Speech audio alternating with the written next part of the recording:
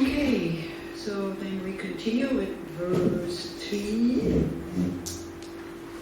Verse 2, where it says that we're going to go away. So you never give up sentient beings, right? Even you go into solitude. You go into solitude because you want to be of benefit to them, kind of thing.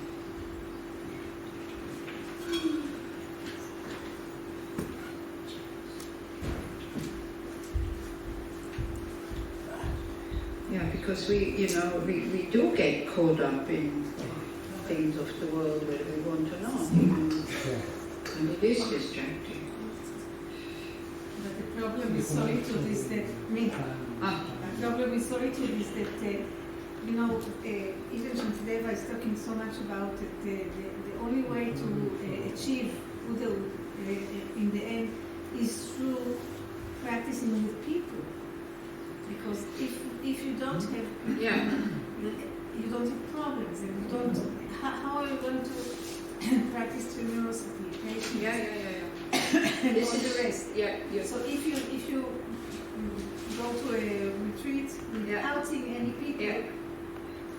But you have to be ready to work with people also. If these people bring up attachment and aversion in you, it's no point staying with them. If they just make you angry and you become attached to them. So this is why also when you look at the 37 practices of a Bodhisattva, first he says go into solitude, then come back to the marketplace to see how much you have, how much you have advanced. But again, of course, it always depends on the possibilities that we have. It's like no point sitting here and saying, oh no, I'm not going to do anything because I can't go into solitude, and the only way I can develop single point of concentration is in solitude, so therefore I'm not going to do anything. That's not what is meant. So again, don't forget, he is talking to himself. He is a monk, so he is in the monastery, and but then he says it is good to have to go out and to make the solitude attractive. That's what these first verses are all about. But you go into solitude in order to then really be of benefit to others instead of harming them. Because if you're very distracted, it's like, as I said, the negative emotions really, door is wide open. Yes, Shachar. Emphasizes that solitude should be the solitude of the mind, not of the body so much. So, the forest. Well, the mind. In the forest and not being in solitude. You can be alone, but not in solitude, and be among many people that feel lonely. We know this. So the solitude is mainly the mind. Right. Also, you have to be able to be alone, totally isolated, because this is what the Dalai Lama says, if you read all this and you think, oh wow, great, I'm going to give everything away, I'm going to mountain, you sit in your cave, you don't know what to do, you don't have any instructions, you don't know what to do there, and then he says, then you come down to the village and you accuse and you say, oh, Buddhism made me poor because, I didn't know what to do there and I have given everything away, so they said, don't do like this. Also, he said at the end of a Bodhisattva retreat, which lasts 3 months in Dharamsala, and then I don't know how it is now, but maybe even still now, His Holiness, the Dalai Lama was always very inspired that Western people would invest like 3 months of their life to do Bodhisattva retreat. So we usually had a private audience with the group, right? So they could prepare questions. And so, everybody already had their plane ticket, they knew what they were going to do and this and that, and the question was, so what do we do now? What's the most beneficial way to continue? Like we said, well, the best way is you give everything away, you kind of, you find yourself a cave and you go and sit there for the rest of your life. They're kind of, because they all had their life already planned. So this is a useless question if you already know what you want to do with your life. Then he started laughing and he said, but, I don't know how many times he said but. He said, but there's very few people who have the capacity to do that. So if you go and do it, it's just a waste of time. If you're not ready to go into also physical solitude. And he says the second best way is like you learn, and if you have the capacity to teach others, that's really good. Another possibility is your daily life. You make your daily life meaningful. If you can do some social work or, volunteering or something like that, and your holidays, you put them aside to do retreat, to go to a center, to do retreat, or to do, and also solitary retreat. How many of you have done solitary retreat in one room more than a month? Yeah, try it out. It's not easy, I tell you. It's really not easy. You have moments where you just, Corona. Yeah, but it's not the same, isn't it? You still have to work, or people are very busy online. Okay. Verse 3. So it's not working, or what? It will in a minute. Tommy will bring us the password. Oh, okay. So anyway, I read it. We don't have, if anybody wants the book, because it's a little bit different translation. So, anybody wants to?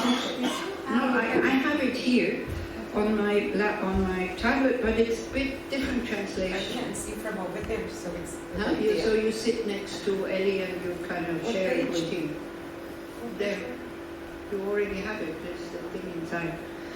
So it's actually not so bad to have different translations. This one is from Geshe Tenzin Zopa, and it has a small commentary that goes with it also, which is quite nice. So Shachar also, because I'm sure he knows it by heart, so he can, so he can just spread it for those who want to find the page. It's the 8th chapter, so and if you go a bit closer to Ariela, then you can look into it. Okay, so here it says, because of loved ones and desire for gain, disgust with worldly life does not arise. These then are the first things to renounce. Such are the reflections of a prudent man. So, meaning we're attached to samsaric life. We like to be loved. We like to love others. We like to have, the beach, the mountain, forest, holiday, and all this. So we're not really, we don't see it for what it is. Like, samsara is, we're stuck with this wish for lasting happiness. We will never find it, but we don't give up the hope that, no, I don't have to go into retreat. I don't have to realize emptiness. I can just work with my mind, and then it will be okay. No, we have to realize emptiness directly, and that's only done through shamatha, and shamatha has to be trained. And I think it's really an illusion to think I can develop shamatha in daily life. I can, of course, develop a certain degree of concentration. That's no question. But the mind who is kind of, and it's not just you withdraw and then everything is blank. It's a kind of mind state that you know what's going on inside, but you also know what's going on outside, but both at the same time. This is a very quiet mind. It's not a mind that just, blanks out like the empty screen. It's not like this, but a mind that is able to stay on the object without attachment and without aversion. So, of course, that's not easy. Maybe if somebody has trained it in previous lives and has, been on the 7th or the 8th stage from these 9 stages, who knows? They just sit down and then it comes again. I don't know, but definitely it's not me. And I can see the difference. I can see the difference of my mind. If I do go, I don't do so much anymore now in the West because I don't have any commitments anymore. I mean, it's so stupid. When I was still in Dharamsala, I was taking initiations, then you have a commitment, and then I would go for 1 month, 2 months, or whatever, and do this retreat. It was mostly deity retreats. I don't know if I would be able to do shamatha. My mind is too, I don't have enough discipline just to sit and do, bring the mind back again and again and again. I don't think so. So anyway, so this is also what the Dalai Lama said, if you don't have the capacities, just make the best of the situation that you have. Do short retreats from time to time, if you have the opportunity. If for you, if you don't have children or husbands that you have to go with them for a holiday, try to find a retreat place where you can do, like Yael Shalev. At the moment she found something, I think in Poland or somewhere. Oh, You know, it's not so many places where they cater for you that are also quiet, because but Gaia Root Institute as a location is perfect. They bring the food to your place and it's so noisy. Weddings, you know, Indian weddings going on around you, from the muezzin kind of chanting when sun goes up and down. There's the Buddhist prayer also on loudspeakers because they want also to be heard and this and that, but especially the weddings at this time of the year. Until 2-3 o'clock in the morning. It's so noisy. And so it's difficult. Yeah, and it's also not so healthy. People get sick very often in Bodh Gaya. So like this, but just at least for us to start to understand, you know, that we can start maybe giving up a little bit to worry what other people think about us. There we go. Yeah. To worry about, you know, from these 8 worldly concerns, the most difficult is to give up is reputation. We want everybody to have a good opinion about us. So on one hand it's good because we do good things, but it's not the right motivation, because then, you know, like, yeah, if somebody comes then and says you have good intentions, somebody comes and says you have hurt my feelings, then you are all defensive and all this. Same way as Nachum said, you know, that you didn't get angry. I was very surprised at my reaction also to when I heard that I didn't defend myself. I just said, you know, I don't know what it is, but I'm really sorry, and I am sorry, not for what I did, but that I upset your mind. So these then are the first things to renounce, such are the fractions of a prudent man. Here, worldly life is not forsaken because of attachment to people. It's like, you know, who of you would say to your husband or to your wife and your children, if you're a man or woman, I'm going to retreat, you can go on holiday alone.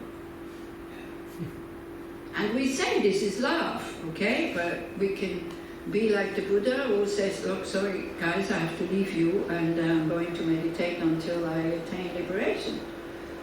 But we also, our reputation would, as a good Buddhist would, you know, would go down. So sometimes we have to behave like a Bodhisattva, even though it's not really helping for enlightenment, but it's very difficult. It's very, very difficult if you have a family, I think. Yeah? And especially, you know, either you have desire for people if you don't have it yet, because also you see everybody else making family, or you already have it. And so due to craving for material gain and the like,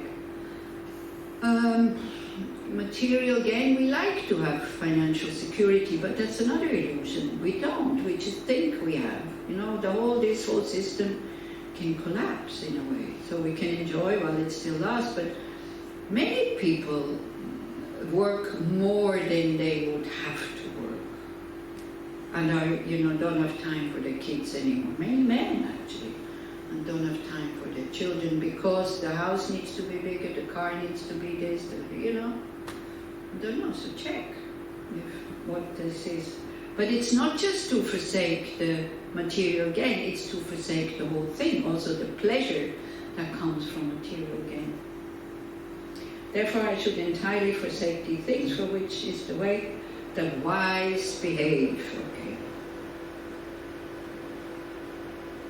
And we very often seek happiness outside, what to do. This is a very strong habit, you know, partner, food, situations, even your job, you can get very attached to it. And then if somebody else comes along, and you know, you have to go because they're better. I mean, I've seen situations like this. Man, this is so difficult. We have in Bern one engineer, he worked for this firm 25 years, and then 2 or 3 years before he got, his pension, they said, oh, sorry, we can't have you anymore. I mean, he's financially totally secure, but he was destroyed. And all of us in the group, we said, well, be happy you don't have to go to work anymore. slowly, slowly, he would get used to it. But this whole thing, you know, they throw me out. This is so big. Have you ever experienced that? That they said, look, sorry, we can't, you're not doing your job anymore, or, yeah? How, is it easy? It's very difficult at that moment not to feel the ego, but I gave so much for this firm, and why are they doing this and this? Because we try to find happiness in the job also, yeah? Which is good if you find it, but it's not. So we just have to be careful that it doesn't dominate our motivation for doing things. Okay, verse 4. Penetrative insight, joined with calm abiding, utterly eradicates afflicted states. Knowing this, first search for calm abiding found by those who joyfully renounce the world. So that's shamatha, and then vipassana, like special insight. First we need to reduce the delusions, and otherwise we cannot eliminate them. So then, when you come to the path of seeing, then slowly, slowly these, gets uprooted so that they're not coming back again. So this can sound terrible, it can sound as if, okay, so everything I do now, what's the point? If I have to be on the path of seeing, like seeing emptiness directly, so what's the point to work? But if you don't work now, you will never get there. So this is it, never to give up and just to continue. Here it is, having understood that disturbing conceptions are completely overcome by superior insight endowed with calm abiding. First of all, I should search for calm abiding, thus is achieved through the genuine joy of these unattached to worldly life. So, again, don't get discouraged when you hear that, but think, okay, next life, maybe then, I have the mind that is strong enough and I don't have all this, this responsibility that I have for others. If you don't have responsibility yet for others, you can just think, okay, may I not be attracted to this? May I not feel inferior because I don't have children, family, this and that. I know people who got married, women, just to have then the status of divorce. I'm not joking. Because they didn't want to have the status single. They knew that they would get divorced when they got married, just to change the status. So if it's not you, we can be happy, okay? Because it could be us. Who knows? If it could be, I have to see myself, reputation. What am I attached to? How do I care what people think of me? So of course, as you go on with the verses, it says, we put so much effort into clothes and food and this and that. It doesn't really concern you, I think. But still, if somebody says, oh, you have a spot on your t-shirt, how do we react? How do we react? We feel ashamed. Oh, come on, it's a spot. If I eat salad, it's kind of, it sprays, or the beard, right? It sprays. If there's a spot, there's a spot. But there is a reaction, isn't it? We want to go around clean and this and that. But sometimes, we are concerned about this. Like if you see that there's a spot on your t-shirt and you're alone at home, do you change it? No. If you go out, yes. Or if somebody comes to you, yes. Okay, then, so verse 5 to 16 is especially about attachment to beings. Like we invest a lot in our relationships, also with just friends. I mean, if we kind of say all the time, I don't know, maybe even Dharma friends, maybe you give me your opinion. If you say all the time, oh no, I don't want to do anything pleasant because it's suffering and samsara and all this. I just want to sit and meditate. The only joy I have is Dharma activity, like something that leads to enlightenment. And then these people, there are people who are like this. I know one nun. It's amazing, whenever she can do that is official Dharma, like reciting text, studying, Buddhism, she's so happy. when she had to come with us from Bodhgaya to Pathankot, it's like 2 nights, 1 day, and we're in a group. So, we go blah, blah, blah, and we have a good time. She was so upset. She would sit on the upper bunk and never come down, having her prayer book in front of her. And I tried to, and then I thought, what are you trying to do? Are you trying to take her away from her practice? It's like, leave her alone. She doesn't want to participate in the ordinary blah, blah, blah, and enjoying the food that you buy on the platforms, in the stations. Anybody has ever done that, Charlie? Like, Gaya to Pathankot takes 2 nights, 1 day. It's really, it's nice, it's not long.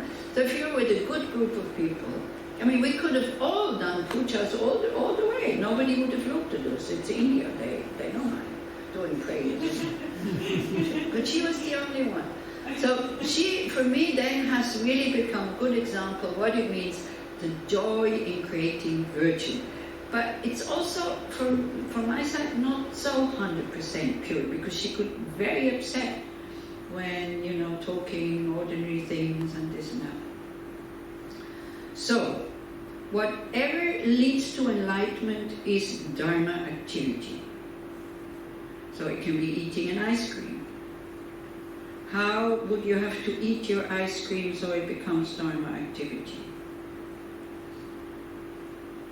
By appreciating the people that make the ice cream. One thing brew you the think. vanilla, that milk the cow, that fed the cow, that brought the milk. Generating bodhicitta. Wow, thanks to this ice cream, then because of you I can generate bodhicitta, so therefore you're the first ones I'll get out of samsara. That's a good way.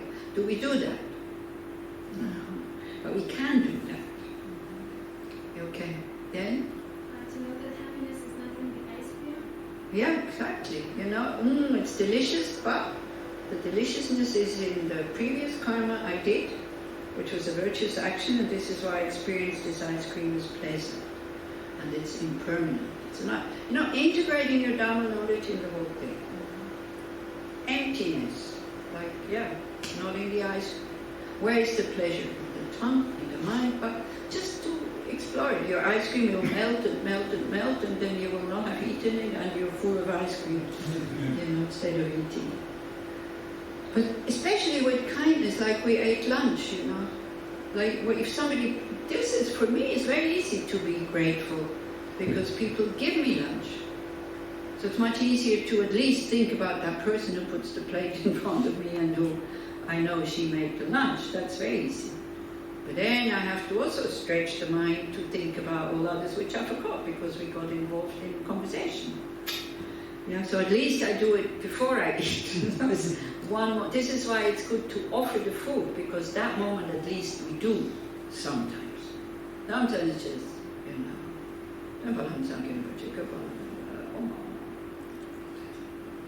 Also, by the way, we added something really nice because there was this it's absolutely not legal or official, but I really like it.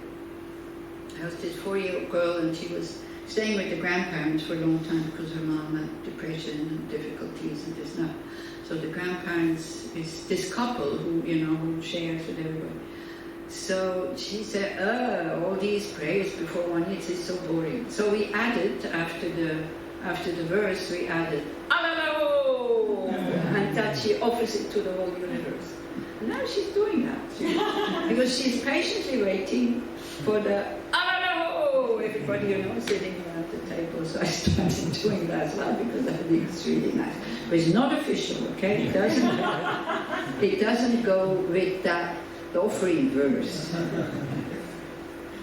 Okay, so what do we do with our attachment to people? We have to start to see their nature, the reality. Beings, brief, ephemeral, who fiercely cling to what is also passing, will catch no glimpse of happiness for many thousands of their future lives. So it's kind of warning us what attachment is doing. It throws us into the lower states. We don't get what we want, like we won't find partners, and all this if there is attachment. But I have to say, unfortunately, there is no way we can go against attachment. And also, it doesn't mean that then it's okay to be attached, but if you are really not attached to your children, you shouldn't have any children, because then you're kind of trying to help all the children who need your help right now. And your children will become very insecure. Say, hey, what is this mother of mine who is constantly running out to help others? And I had schoolmates, their father was a Protestant priest, and the mother also involved in social projects. They felt unloved because all the effort was going for the community. So I don't know, maybe if you grow up with a rabbi or something, a family with rabbis, it could be a little bit the same, isn't it? But I think, can I? Yeah. I think that at least what I do in my practice sometimes, now that they're grown-ups, I do, I try to somehow let them go. Yes. And let me go. Yes. In order to do that without losing the love. Exactly. Without missing the love. Yeah, that's very good. What you do when they're grown up. Mm-hmm. Yeah. Not the one who they're grown. But sometimes even, they're grown up, we don't let them go, really. Yeah. We don't let them go. Tommy is smiling. Why are you smiling? I'm smiling because my daughter, I ask myself, she asks herself about my work, because sometimes I worry for the kids that we work with, and I say to myself, she thinks that I care for them more than I care for her. Yeah, I right. hope not. Yeah. So, And isn't it? I said check it out. yeah. It's difficult, isn't it? Difficult, because I think whenever you have to say no to a child, it's this thing you say no because you don't love me. It's hardly children that are wise enough to see that the no is of benefit for me, for my future. It's very difficult for them to see that, to understand that the no comes out of love. Yeah. So. And also this situation with the grandchild and the mother be depressed. The biggest fear of the mother is that she will lose the love of that girl. She's so afraid, and that totally blocks her. She doesn't want to be the depressed mother, but she is. And she's full of guilt and shame. And it's, very difficult. So it all comes out of attachment, wanting to be a good mother. If she could relax and say, okay, I'm a depressed mother, she would be more relaxed than just not wanting to be the depressed mother. And I think relaxing in such states doesn't make it worse, it can actually help.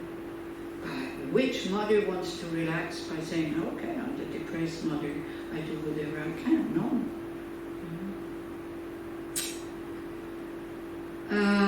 Okay, so this was number 6, which is not seeing them, I am unhappy. Number 5. Or are you 5? Because of the obsession on one transient being has for other transient beings, he will not see his beloved ones again for many thousands of lives.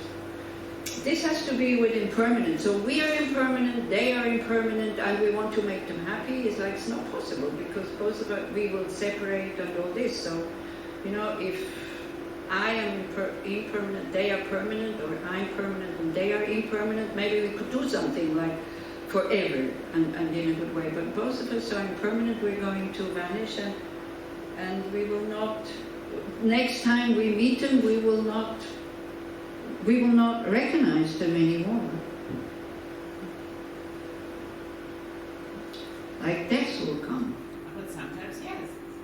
Huh? Sometimes yes. What? You meet someone and you have the feeling that you met before. I'm sure that we all have this. Yeah, we have all met, but we don't recognize each other. This is But it. sometimes you don't have the feeling that you meet a person first time and you have already such a connection for both sides that you... Yeah, but I don't see this person as having been my partner or my child. no, that's true. You don't know the connection. Yeah. This can be, but usually it's like they're mirroring and with the same likes and the same... They're waking up something in us that is similar, because also we like to belong. But yeah, we have all met, as fathers, mothers, enemies, friends, everything. because they say our mind has been existing since beginning this lifetime, so no need to. There's another thing, which is concentrate on one lifetime, as if I